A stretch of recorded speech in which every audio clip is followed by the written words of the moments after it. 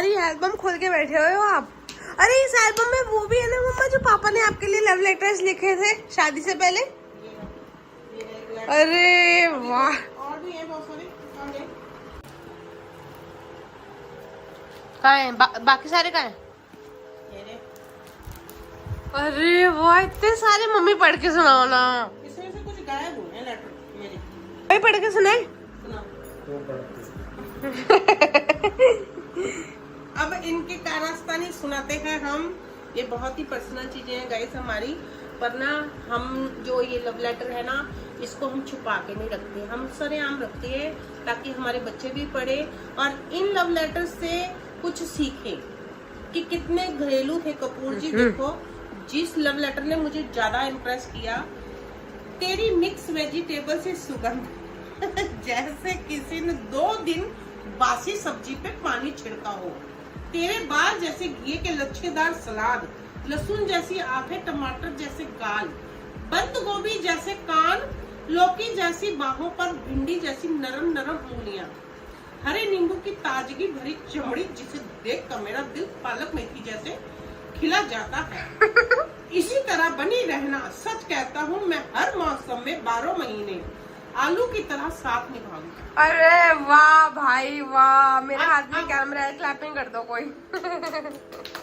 अब मैं आपको बताती हूँ, इस लेटर को पढ़ा ना मैंने, तो मैंने कहा यार ये बंदा तो बड़ा सब्जी की जानकारी रखता है, मेरे से ज्यादा अच्छी जानकारी रखता है सब्जी की, और ये तो बहुत घरेलू किस्म का आदमी है, शादी कर लेनी चाहिए। नहीं नहीं, सही में आपने क्या सोचा था ये बताओ। मेरे को बहुत हंसी आई, और हंसी आई ना तो मैंने कहा ये कितना फनी सा है, कितना मस्त है ना, और सब्जी भी खरीद लेगा, मेरे को सिर्फ पकानी है।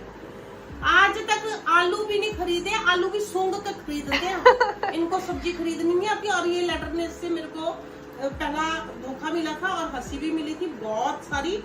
और तब हमने, अच्छा एक और सुनाती हूँ, आप पेश करती हूँ। करनी थी जिंदगी भर लंबी बातें, लेकिन कम हुई मुलाकातें। ये जब शादी से एक दिन पहले लिखा था इन्होंने। ओहो, हाँ, उसके अगले दिन ही शादी हो गई। हाँ, अगले दिन शादी हो गई। वो लेटर भेजा था, और क्योंकि ये हल्दी चढ़ रही थी तो आ नहीं सकती। तो ऐसा नहीं हुआ कि आपको लेटर कैसे भेजा था कि आपको किसी और ने नहीं पढ़ा लेटर? इनके जो बड़े नहीं, ये लेटर हमारे घर तक आ गए थे, और नीचे पता नहीं पम्मी मासी किसको देके गए थे लेटर, किसी को पकड़ा के चले गए थे। पर साथ अब तो दिन रात का है, कहीं अनकहीं हर बात का है, मूंग मसूर छोले और दाल भात का है।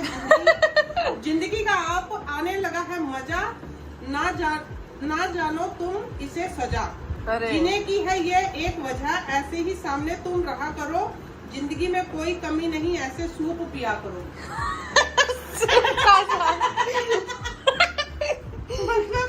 क्योंकि मुझे सूप बहुत पसंद था। अच्छा, तो उन्होंने कुछ भी ऐसे है। और अभी एक और मेरा लेटर, हाँ, अरे इसमें से लेटर गायब हो गए भाई। देखो पन्ने कैसे संभाल के रखे, मतलब जैसे भी लेटर लिखे हो पापा ने। हाँ। टिश्यू पेपर संभालना कितना मुश्किल होता है। 30 साल हो गए। हाँ बताओ। अभी देखो, अच्छी लग रही है तेरी बिंदी, फूट गई मेरी टिंडी, टिंडी हरी है भिंडी, सफेद पहने हैं पर्ल। मैंने ना उस दिन बिंदी लगाई थी और पर्ल के टॉप्स पहने थे, तब ये मेरे को सामने बैठे हुए थे तो इन्होंने मेरे को दिया था तब ये। अच्छा, सफेद पहने हैं पर्ल, उतरी है जैसे ड्रीम गर्ल, तुम्हारे चल के साए में शाम कर लूंगा, और क्या क्या बकवास। अभी और भी है, एक ऐसा लेटर और था तुम गए। तो गाइज इन्होंने ना ऐसे ऐसे लेटर लिखे थे। कई बार तो मैंने ना वो, मतलब हम ना अंताक्षरी खेलते थे, तो ये अंताक्षरी में गाना ऐसा लिख के भेजते थे, और मैं उसको पढ़ के इतनी हंसती थी, मैं कहती थी बड़ा मजाकिया लड़का है। और ना मेरे मजाकिया लड़का, चलो शादी कर लेते हैं। मजाक में शादी कर ली। और मुझे लगता था कि भाई चल के इतना फनी है और ऐसे, और मुझे क्या पता था कि बाद में सारा फन मेरे में। नहीं, अभी भी पापा 1 लाइनर छोड़ते हैं भाई, मस्त मस्त। हाँ, तो उस वक्त ना ऐसी ऐसी बातें करते थे, और इतने दिलेर थे। मैंने जब शादी की इन्होंने बात की ना, तो मैंने बोला कि भाई हमारे घर पहुंच गए। मेरी मम्मी को जाके बोलते हैं मुझे आपकी लड़की से शादी करनी, सीधी डायरेक्ट।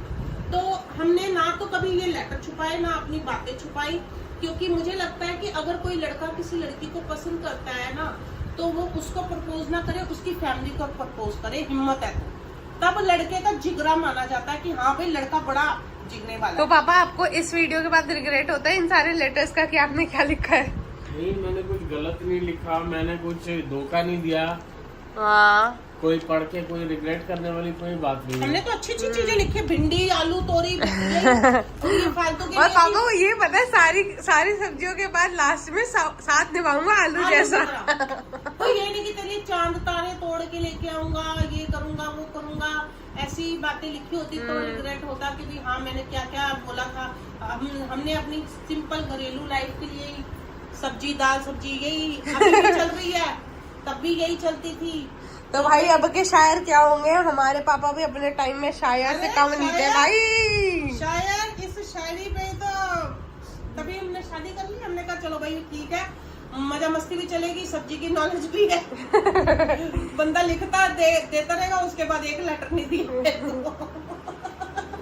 आज पापा एक और लिखना वापस। आप दोनों शादी से पहले घूमने का गए थे? हम गए थे, इंडिया गेट गए थे, वैष्णो देवी गए थे। वैष्णो देवी तो शादी के बाद गए थे, शादी के बाद ही इंडिया गेट गए थे। शादी से पहले शादी से पहले कहाँ डेट पे लेके गए थे आप मम्मी को? Karol Bagh, India gate, Karol Bagh place. तो ऑफिस था हमारा, तो वहाँ पे सूप वाला नहीं था क्या? हाँ हम वहाँ जाते थे मीटिंग पॉइंट में हम सूप पीते थे। और जब भी सूप पीते थे मैं तो सूप पीने में लगी रहती थी। और कपूर जी से लड़ाई करती थी। और कपूर जी उस टाइम कविता सोच रहे होते थे। सूप और टिश्यू पेपर में वो लिख रहे होते थे, ये वहाँ के टिश्यू पेपर है मीटिंग पॉइंट के। हैं? हाँ अच्छा। और फिर और कहाँ जाते थे? इंडिया गेट जाते थे, वहाँ पे हम आइसक्रीम खाने के लिए। रात को हम जब ऑफिस से आके फिर वहाँ जाते थे। तो मतलब ओल्ड दिल्ली स्कूल वाला लव। हाँ, और वहाँ गए थे धोला कुआं, साईं बाबा जी का मंदिर। चिड़ियाघर गए थे, बताया नहीं। गाइस मेरे को ना 4 बार चिड़ियाघर घुमाया और 4 बार वहाँ पे बंदर देखने लगे रहते थे। इतने खुश होते थे बंदर देख के। मैं कहती है आपने कहा बंदरों से इतना क्या प्यार है। और उनके छोटे बच्चे देख, वो उसका पापा होगा, वो मम्मी, ऐसे करके वो बंदरों को उसी को देखने के लिए जाते थे चिड़ियाघर में। और हम चिड़ियाघर में घूम के इतनी थक जाती थी। एक बार तो मेरे को गुस्सा ही आ गया। मैंने कहा क्या है, कैसा आदमी है, चिड़ियाघर ही लेके आता हमेशा घुमाने के लिए। अब मैं थक जाती थी गर्मी में। ऐसे चिड़ियाघर घुमाया। मैं तो कई चीजें तो इनकी मेरे को बिल्कुल पसंद नहीं थी, पर मैं इसलिए जाती थी कि चल भाई ठीक है, इसको अच्छा लग रहा बंदर देखना तो देख ले। मैं इसको देखती रहती थी। पापा भी सुंदर थे उस टाइम पे।